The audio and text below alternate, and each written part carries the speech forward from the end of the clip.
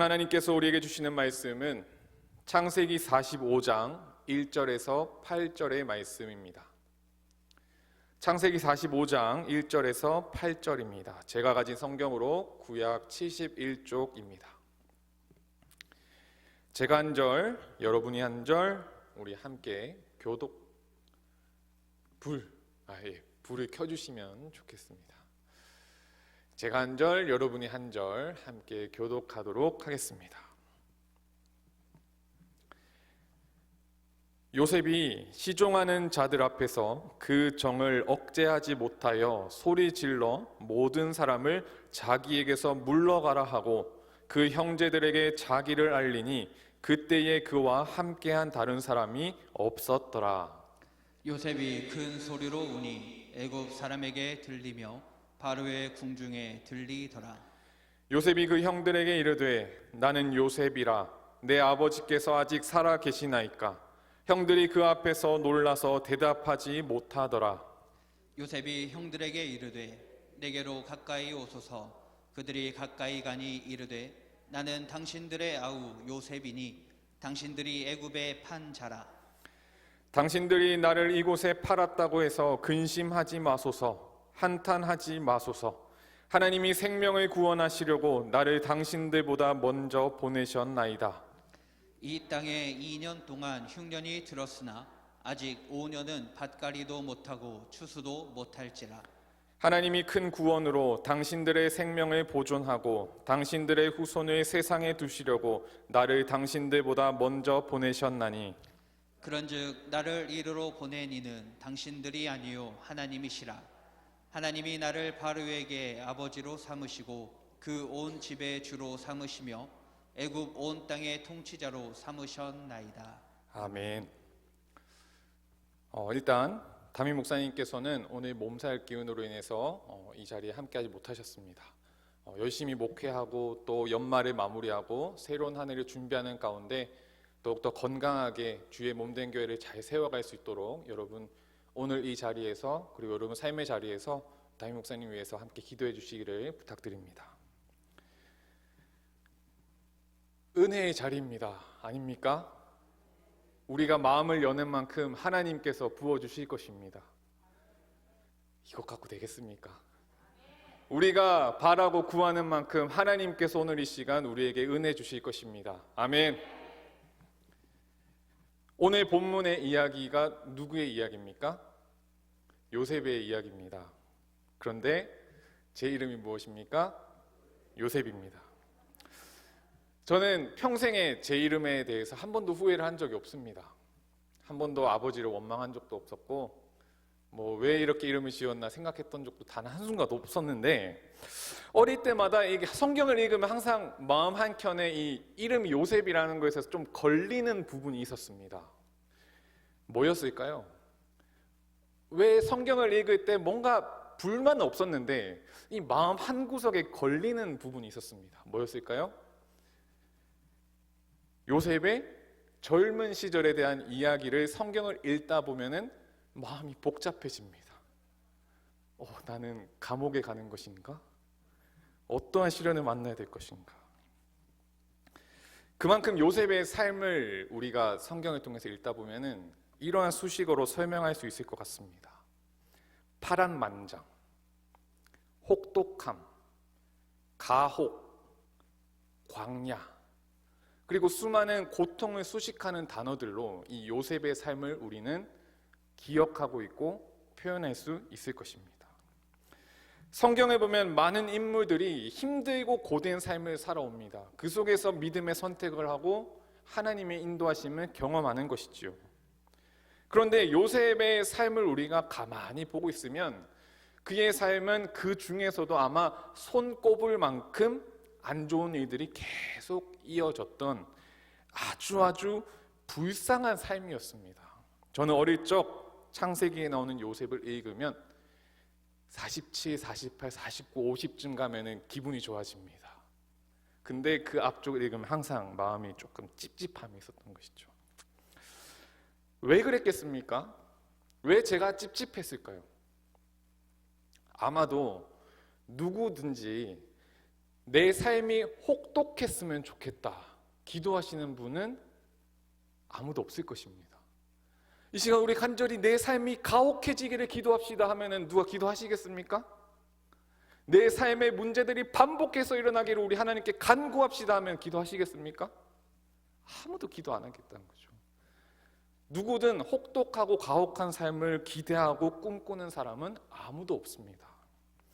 원하지 않는 삶을 살았기에 우리는 요셉을 비롯해서 성경의 고난의 삶을 살았던 수많은 인물들의 삶을, 그리고 고단하고 힘든 우리의 삶을 표현할 때 광야라는 단어를 사용하는 것 같습니다. 여러분, 광야가 왜 광야입니까? 도대체 어떠한 곳이기에 우리는 고단한 삶 하면은 광야라는 단어가 떠오르고 고난 하면은 광야가 떠오르는 것입니까? 이스라엘 백성들도 광야가 어땠길래 광야를 걸으면서 하나님을 원망하고 불평했던 것입니까? 40도 이상의 불볕더위라고 합니다. 밤에는 소슬하게 춥답니다. 그런데 그 땅을 걸어가도 끝이 안 보인다고 합니다. 생각만 해도 숨이 턱 막힙니다. 뭐 하나 잘 자라지 못해서 생물은커녕 흙과 돌, 먼지들밖에 없는 곳이 광야입니다. 메마르고 춥고 또 덥고 고통스러운 그 땅 광야. 그래서 이스라엘 백성들은 40년의 광야 시간 중에서 하나님을 원망했던 것이 어쩌면은 그들이 연약했기 때문에 원망했을 수 있을 거라는 생각이 듭니다. 그렇죠? 그렇기에 우리도 우리의 고단한 인생길을 말할 때에 광야라고 이야기를 하는 것입니다. 오늘 본문 창세기 45장 1절에서 8절은 광야 같은 혹독한 길을 걸어온 요셉의 자기 삶에 대한 요셉의 신앙 고백이 담겨져 있는 본문입니다. 창세기 45장의 장면은 여러분들이 너무 잘 알고 있을 그런 장면이죠. 1절에 보면 이렇게 나옵니다. 요셉이 시종하는 자들 앞에서 그 정을 억제하지 못하여 소리질러 모든 사람을 자기에게서 물러가라 하고 그 형제들에게 자기를 알리니 그때 그와 함께한 다른 사람이 없었더라. 요셉은 17살의 나이에 애굽에 팔려갔습니다. 형들에 의해서 노예로 팔려갔었던 것이죠.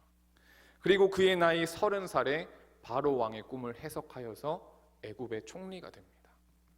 그리고 7년의 풍년이 지나고 흉년이 시작한 두 번째 해, 그러니까 요셉의 나이가 덧셈, 빼셈, 곱셈, 나눗셈을 하면은 몇 살쯤 될까요? 약 39쯤 되는 그 해입니다. 요셉의 그동안의 17부터 시작된 광야의 삶 22해, 22년을 보고 있으면은 그의 10대 후반과 20대는 통째로 그야말로 광야였습니다. 형들에 의해서 죽을 뻔했고 버려졌고 열심히 일하고 있었는데 여주인의 유혹을 거절했다가 억울하게 감옥살이를 하고 거기서 꿈을 해몽했다 이제 나갈 수 있겠노라 기대했는데 술 맡은 관원장이 까먹으면서 요셉은 자기 기대가 좌절되고 무수히 많은 혹독한 광야가 요셉의 10대 후반과 20대 내내 이어졌습니다. 우리의 인생길도 이와 다르지 않은 것 같습니다. 이 광야 끝나면 이제 꽃길이 필 줄 알았는데 또 다른 광야가, 이 광야 지나면 이제는 꽃길이 필 줄 알았는데 또 다른 광야가, 계속해서 무수히 많은 광야를 우리는 지나가게 됩니다. 그러다 보면 우리 속에 힘든 감정들이 응어리지게 됩니다. 억울함, 때로는 분노, 때로는 불안함, 때로는 다행스러운 마음, 이 모든 감정들이 우리 안에 응어러져 있을 것입니다. 오늘 본문 1절은 그간의 서러운 시간을 지내왔던 요셉의 응어리져 있는 그 복잡한 감정들이 터져나온 그 모습을 표현하고 있는 성경입니다.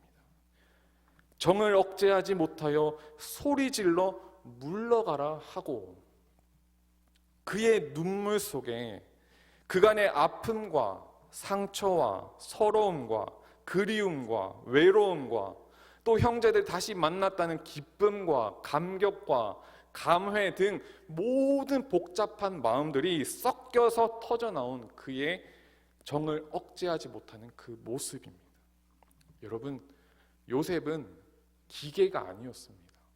딱 입력해 놓은 대로 자기에게 나오는 모든 광야의 상황 속에서 하나님의 계획 흔들리지 않았던 삶이 아니라 그도 똑같은 우리와 같은 연약한 감정을 가지고 있던 사람입니다. 얼마나 그 안에 감정들이 응어려져 있었겠습니까? 그의 광야 시절이 결국에 이렇게 됐지만 그가 그 시간이 지났을 때 얼마나 고난스럽고 인내했으며 견뎠겠습니까? 요셉은 그 어려운 시간 동안 버텼습니다.